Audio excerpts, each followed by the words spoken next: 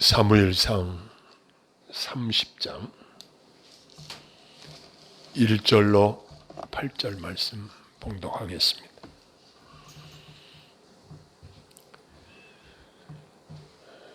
다윗과 그의 사람들이 사흘 만에 시글락에 이른 때에 아말렉 사람들이 이미 네겝과 시글락을 침노하였는데 그들이 시글락을 쳐서 불사르고 거기에 있는 젊거나 늙은 여인들은 한 사람도 죽이지 아니하고 다 사로잡아 끌고 자기 길을 갔더라. 다윗과 그의 사람들이 성읍에 이르러 본즉 성읍이 불탔고 자기들의 아내와 자녀들이 사로잡혔는지라. 다윗과 그와 함께한 백성이 울 기력이 없도록 소리를 높여 울었더라. 다윗의 두 아내 이스라엘 여인 아히노암과 갈멜 사람 나발의 아내였던 아비가일도 사로잡혔더라. 백성들이 자녀들 때문에 마음이 슬퍼서 다윗을 돌로 치자 하니 다윗이 크게 다급하였으나 그의 하나님 여호와를 힘입고 용기를 얻었더라. 다윗이 아히멜렉의 아들 제사장 아비아들에게 이르되 원하건대 에봇을 내게로 가져오라.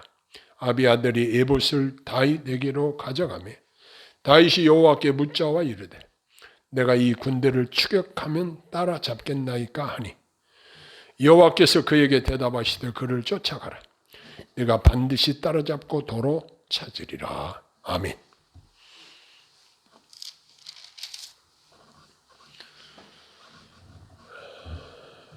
저는 오늘 새해 첫 주 말씀을 준비하면서 새해 소망에 관한 말씀을 준비하고 또 축복된 말씀을 준비하려고 이제 계획하고 있었습니다. 그러다가 지금 현 시대 상황을 보면은 분명히 위기 중에 위기라고 다들 그렇게 생각하고 있습니다. 지금 작년 한 해는 코로나 때문에 아무것도 할 수가 없는 너무 어려운 터널을 통과해 왔습니다. 거기다 이제는 남아공과 영국발 더 전파력이 훨씬 강한 바이러스가 퍼지고 있다는 소식이 들려왔습니다. 전 세계 30여 개 국가에 이미 퍼져 있다고 연구 발표가 나오기도 했습니다. 더 빨리 퍼지는 강력한 그러한 바이러스가 또 전파되고 있다고 하니까 세계적인 위기 상황에 있는 이 시점에 과연 어떻게 말씀을 우리 삶에 적용시키고 믿음을 우리 삶에 적용시켜 나갈 것인가 이 생각이 들었습니다. 제가 총신대학원에서 은사로 공부했던 권성수 교수님이 이 위기 상황에서 하나님께서 은혜를 주신 상황을 설교하는 것을 듣고 그렇다. 정말 이 위기 상황에 어떻게 우리가 마음가짐을 갖고 하나님 앞에 신앙생활을 해야 하는가 이 부분에 대한 매우 귀한 교훈을 오늘 본문에서 우리에게 주고 있다는 사실을 발견하게 됐습니다. 이 본문의 배경을 보면은 다윗이 하나님의 선지자를 통해서 하나님의 선택을 받고 장차 이스라엘 왕으로 세울 것이라는 예고를 이미 그가 양치기 할 때에 하나님께서 그에게 선지자를 통해서 말씀해 주시고 기름 부음 받은 자가 되었습니다. 그래서 차기 이스라엘 왕으로 다윗을 세우실 것을 예고하신 바가 있었습니다. 그런데 블레셋 골리앗과의 싸움에서 이스라엘 군대 중에 아무도 골리앗과 대적해서 싸울 자가 없이 나라가 풍전등화와 같이 위기 상황에 처해 있을 때에 하나님께서는 그 위기 상황 속에서 다윗을 들어서 골리앗을 쳐 죽이고 승리하게 하심으로 말미암아 사람들이 사울이 죽인 자는 천천히요 다윗이 죽인 자는 만만이라 하면서 다윗을 더 사울 왕보다 높이고 그를 떠받들고 찬양하는 것을 보고 사울의 마음에 시기가 가득해서 그때부터 다윗을 없애버리려고 마음을 먹고 있었습니다. 그래서 어떤 때는 창을 던져서 죽이려고 했었고 또 군사들을 풀어서 샅샅이 숨어있는 데를 수색을 해가지고 잡으려고 수차례 시도를 했습니다. 그러다 보니까 이제 다윗에게도 이제 그를 따르는 사람들이 생겨나게 되었습니다. 성경에 보니까 장정들만 한 600명가량 또 그와 함께하는 부인들 또 거기서 낳은 자녀들까지 이제 다윗의 추종자들이 많아지니까 이스라엘 땅 어느 곳에든지 숨을 곳이 없었습니다. 그래서 다윗이 생각한 것이 이 블레셋으로 망명을 해야 되겠다. 그래서 그러면 내가 안전하겠다. 이런 생각을 하고 블레셋으로 피난을 갔습니다. 블레셋 왕 아기스가 그에게 시글락이라는 땅을 내주었습니다.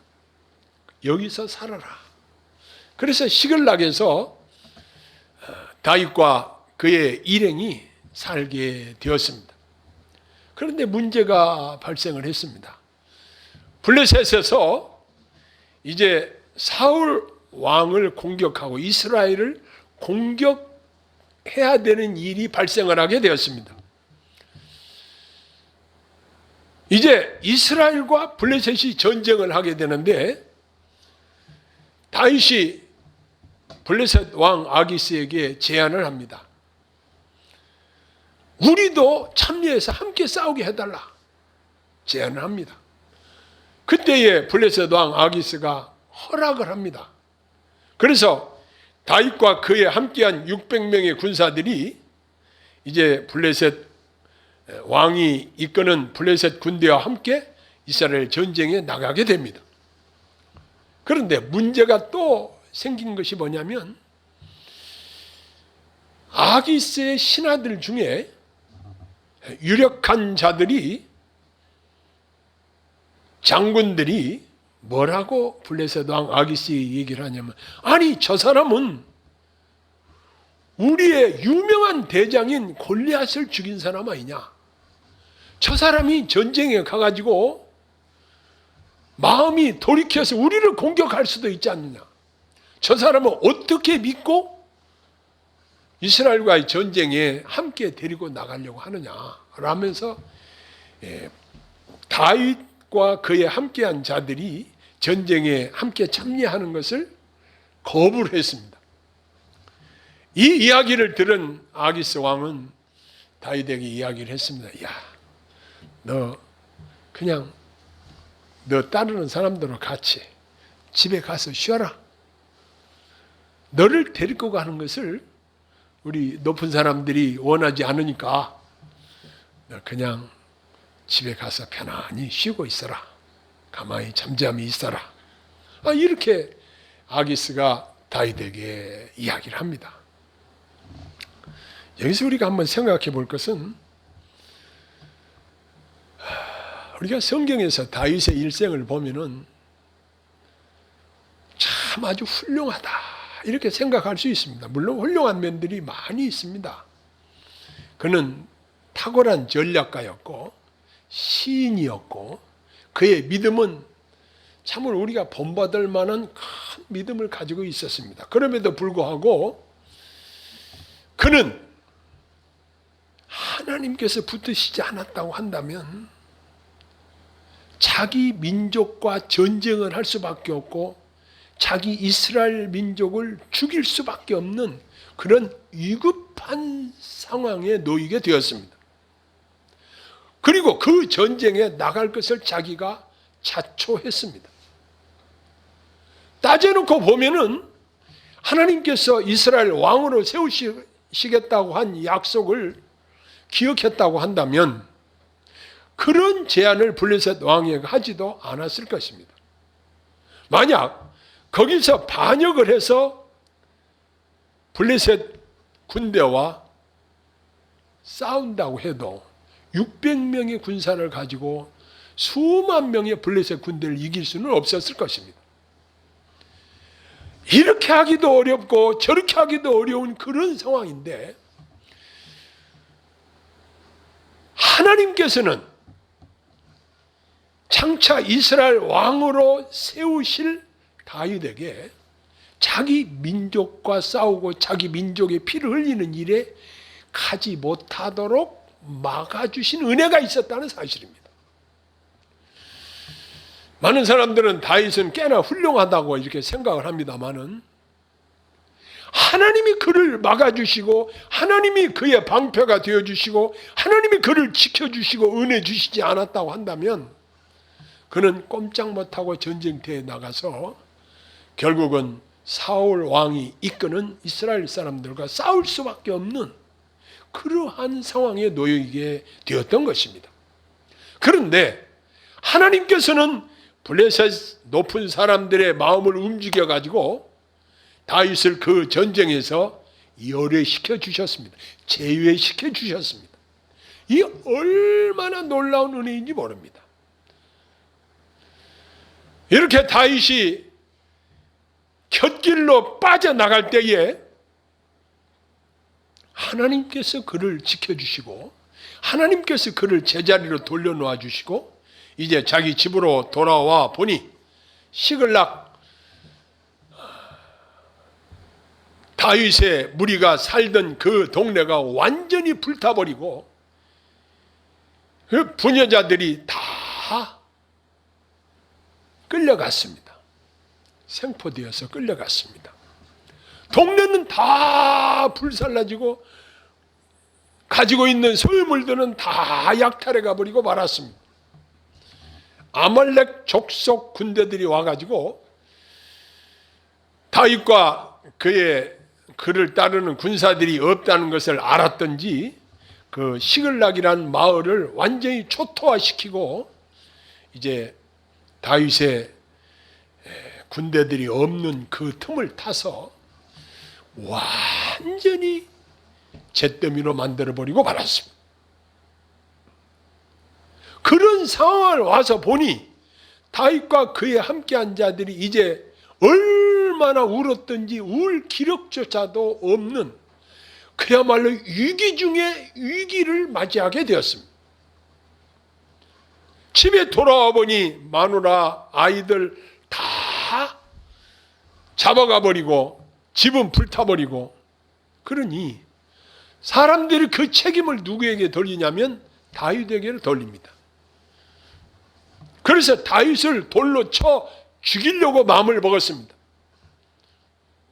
여기 6절에 보니까 이런 기록이 있습니다.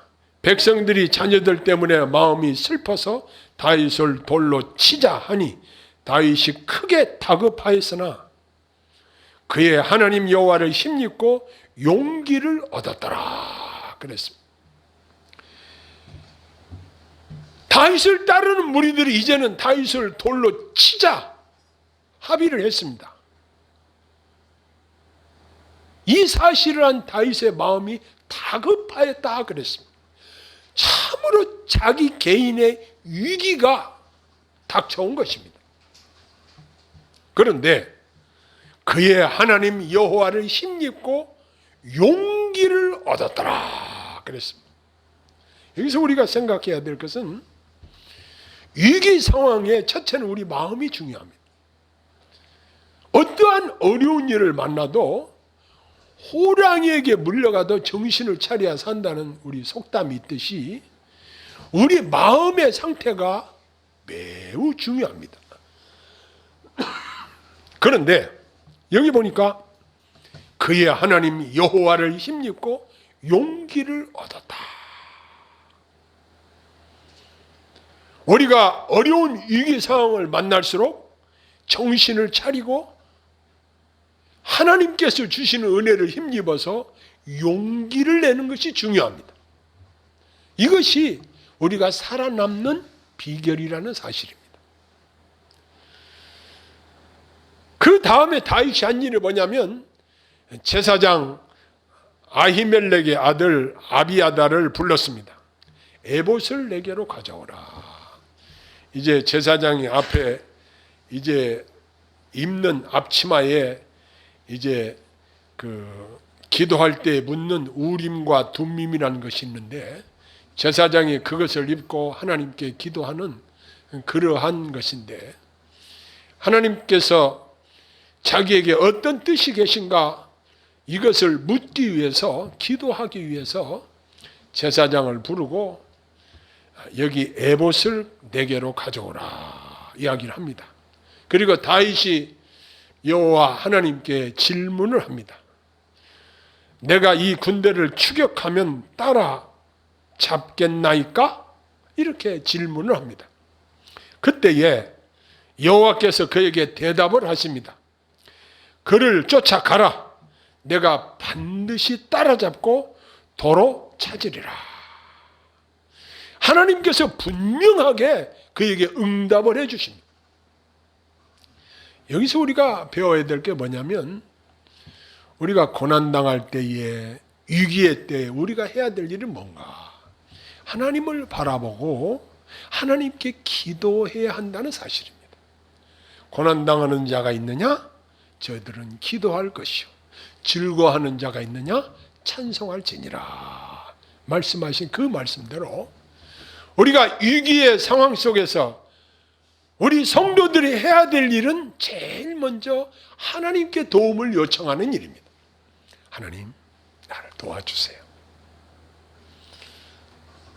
그때 하나님께 응답을 받은 다윗은 600명의 이제 장정들을 거느리고 마누라와 자녀들을 찾기 위해서 이제 쫓아갑니다. 하나님께로 응답을 받고 믿음을 가지고 쫓아갑니다. 가다가 애굽 사람 하나를 만납니다. 이 사람은 들에 버려져 있던 사람인데 그 사람을 만나서 그에게 무화과 뭉치 또 건포도 이런 것을 갖다 주고 먹고 그가 기운을 차리니까 그에게 물었습니다. 너는 어디 사람이? 예, 애굽 사람입니다. 아말렉 사람이 종이었는데 내가 병이 드니까 나를 버렸습니다. 그러냐?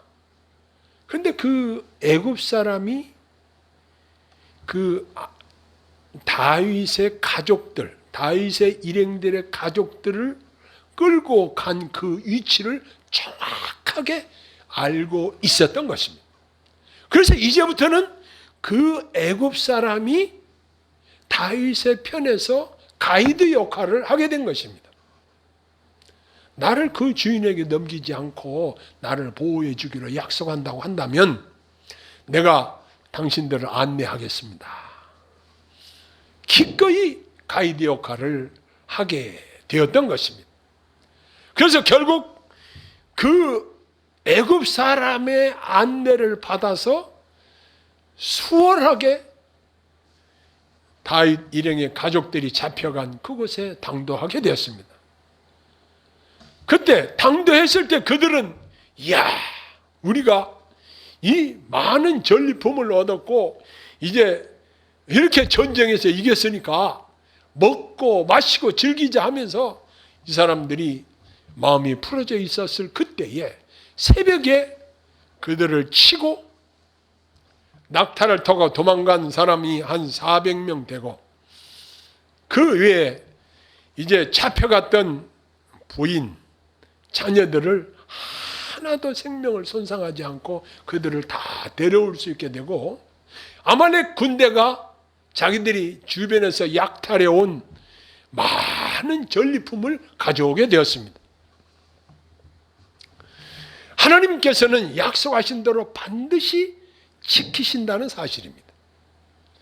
그래서 그 위기 상황 속에서 한 사람의 가족도 죽거나 상하거나 하지 않고 그대로 찾아오고, 수많은 전리품, 소와 양과 거기서 많은 것들을 가져오게 되었습니다. 그런데 그 싸움에 참여했던 사람들 중에 불량한 사람들이 있었는데 그들이 이러한 제안을 했습니다. 오다가 너무 약해서 피곤해서 따르지 못한 200명의 군인들이 있었는데, 200명의 사람들에게 우리가 뺏어온 이 전리품을 저 사람들에게는 주지 말고 가족들만 주고 우리가 다 가지자, 이런 이야기를 다윗에게 이야기를 합니다. 다윗은 그 이야기를 듣고 하나님께서 우리 가족들을 지켜주시고 하나님께서 우리를 지켜주셔서 이러한 전리품들을 다 얻게 하셨는데 우리만 가지고 저 사람들에게 주지 않는다면 이건 불공평하다. 똑같이 배분해 주자. 이렇게 해서 다윗이 그때부터 그 법을 만들었습니다. 그리고 돌아와서 다윗은 그 전리품 중에서 귀한 것들을 이제 이스라엘의 각 지역에 있는 장로들에게 선물을 보냈습니다. 선물을 여러 지역에 있는 유력한 장로들에게 선물을 보내게 되었던 것입니다. 그 이후에 블레셋과의 전쟁에서 사울의 아들 요나단이 전사하고 결국 다윗을 죽이려고 했던 사울 왕의 인생이 끝나고 나니까 하나님께서는 헤브론에 다윗의 임시정부를 세우게 하시고 그를 이스라엘 왕으로 이제 세워질 수 있는 단단한 기초를 하나님이 만들어 주셨던 것입니다. 우리는 국가적인 위기, 세계적인 위기, 또 개인적인 위기가 우리에 찾아올 때마다 우리가 해야 될 일이 무엇인가? 나의 소망 되신 하나님을 바라봐야 할 것입니다. 그리고 전지전능하신 하나님의 도우심을 기도로 힘입어야 할 것입니다. 그리고 그분이 내게 언약하신 그 말씀을 기억하는 일입니다. 우리가 들은 말씀들을 기억하고 하나님의 은혜를 생각해야 할 것입니다. 다윗이 뭘 잘해서 하나님이 그에게 그렇게 은혜를 주신 것이 아니라 그는 자기 목숨 하나 구하기 위해서 이방 나라로 피난 갔고 그가 이스라엘과의 전쟁에 참여할 정도로 그는 용기도 없는 자였고 블레셋 아기스에게 완전히 그의 생명이 달려있는 그러한 정말 위기 중에 위기를 만났지만 하나님께서는 그로 범죄하지 않게 하시고 이스라엘 백성들을 죽이는 데 참여하지 않게 하시고 하나님께서 그를 지켜주시고 장차 통일 이스라엘 왕국의 왕으로서의 준비를 철저히 할 수 있도록 도우셨다는 사실입니다. 이제 우리가 기대하기는 아무리 위기 상황이 우리에게 닥쳤다고 할지라도 우리는 낙심하거나 실망할 필요가 없고 다른 사람에게 원망의 화살을 돌릴 필요도 없습니다. 지금 이러한 위기 상황을 맞이하면 정부를 향해서 원망을 할 수도 있습니다. 물론 잘못한 부분들이 많이 있습니다. 어떤 분들은 너무 지금 코로나 시국을 맞이해서 이제 사람들을 어떤 2단계, 2.5단계, 3단계 하면서 너무 이것을 옥죄는 거 아니냐 이런 이야기를 하는 분들도 있습니다. 그런데 이번에 동부구치소를 보면서 제가 생각을 했습니다. 만약 이러한 규제 조치가 없었다고 한다면 동부구치소의 절반가량이 지금 코로나 환자가 생겼잖아요. 확진자가 생겼잖아요. 거의 1000명 가까운 사람이 동부구치소에서 코로나에 걸린 거예요.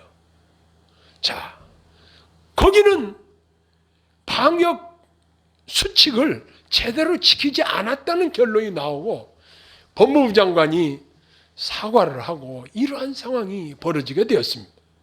만약 정부에서 이런 강력한 어떤 방역 수칙을 이제 발표를 하고 거기에 따라서 엄하게 규제를 하지 않았다고 한다면 미국처럼 수많은 사람들이 죽을 수도 있고 수많은 사람들이 피해를 볼 수도 있었을 텐데 그래도 지금까지 열심히 잘 해왔다 이렇게 생각을 해야 될 것 같습니다. 우리가 그 다윗의 일행들이 그 어려움을 당했을 때 돌로 다윗을 치려고 한 것 같이 어느 누구에게 원망의 화살을 돌릴 필요가 없습니다. 이럴 때일수록 우리가 똘똘 하나로 뭉쳐서 하나님께 기도해야 됩니다. 하나님, 우리가 이러한 어려움에 처해 있습니다. 지금 우리가 이러한 위기 상황에 있습니다. 국가적인 위기요, 개인적인 위기요, 교회적인 위기를 맞이하고 있습니다. 하나님, 우리를 불쌍히 여겨주세요 라고 하나님의 도우심을 구해야 할 것입니다. 코로나가 물러가고 나면 앞으로 무엇이 우리를 엄습할지도 모릅니다. 경제적으로, 사회적으로, 종교적으로, 정치적으로 지금 여러 가지 어려운 문제들이 우리 앞에 산적해 있습니다. 결국 결론으로 따지고 들면 이 땅에 진정한 소망은 없습니다. 베드로서에 나온 대로 장차 불사르기 위해서 예비된 것에 불과한 것입니다. 우리가 소망을 이 땅에 두는 것이 아닙니다. 하나님께서 우리를 위해서 예비해 두신 하나님 나라가 진정한 우리의 영원한 소망이 되는 것입니다. 그래서 저는 새벽에 하나님 앞에 어떤 찬양을 꼭 드리냐면 하늘 가는 밝은 길이 내 앞에 있으니 슬픈 일을 많이 보고 늘 고생하여도 하늘 가는 밝은 길이 내 앞에 있다는 것입니다. 예수님의 보배로운 피로 말미암아 내가 죄사함 받고 천국 시민권이 내게 주어지고 하나님 나라에 들어갈 수 있다는 이것이 우리의 진정한 소망이 되는 것입니다. 요즘 잘 나가던 사람들이 이 코로나 시국을 맞이해서 극한 어려운 상황에 처해 있는 사람들이 많이 있습니다. 많은 자영업자들이 차라리 문을 닫는 것이 좋겠다. 많은 사람들이 실직자가 생기고 수많은 어려움들이 우리 앞에 우리를 엄습해 오고 있습니다. 이러한 어려운 상황에 우리가 해야 될 일은 하나님, 우리를 불쌍히 여겨 주옵소서. 이 나라를 불쌍히 여겨 주옵소서. 교회를 불쌍히 여겨 주시옵소서. 주께서 우리를 구해 주시옵소서. 주님 앞에 도움을 요청하는 것이 가장 현명한 길이라는 사실입니다. 우리 하나님께서 저와 여러분들의 기도를 들어주시고 응답해 주시고 위기 상황에서도 우리 생명을 지켜주시고 재산을 지켜주시고 우리 궁극적으로 우리 소망되는 하나님 나라를 바라보며 동경하며 살 수 있도록 그리고 이 땅에서 하나님 나라만이 진정한 소망인 것을 생각하며 주님께 집중하고 주님의 도우심을 힘입어 살 수 있는 귀한 믿음을 우리에게 주시기를 소원합니다. 기도하겠습니다. 사랑의 아버지 하나님, 참으로 위기의 시대를 맞이했습니다. 인생을 살 때에 많은 위기 상황을 만나기도 합니다. 그러나 전무후무한 이 어려운 시기를 저희가 맞이했는데 하나님께서 저희들을 불쌍히 여겨주시고 전능하신 주의 손으로 우리를 지켜주시고 보호하시고 인도해 주시기를 소원합니다. 이 땅에 소망이 없는 것을 고백합니다. 오직 하나님께만 소망이 있고 하나님 나라밖에는 바라볼 것이 없나이다. 여호와여, 저희들을 불쌍히 여겨주시고 날마다 천국의 소망을 두고 예수 그리스도와 동행하며 성령님 인도하심 따라 살게 하시고 주님, 저희들의 기도에 응답하시고 홀로 영광을 받으시옵소서. 예수님 이름으로 감사하며 기도하옵나이다. 아멘.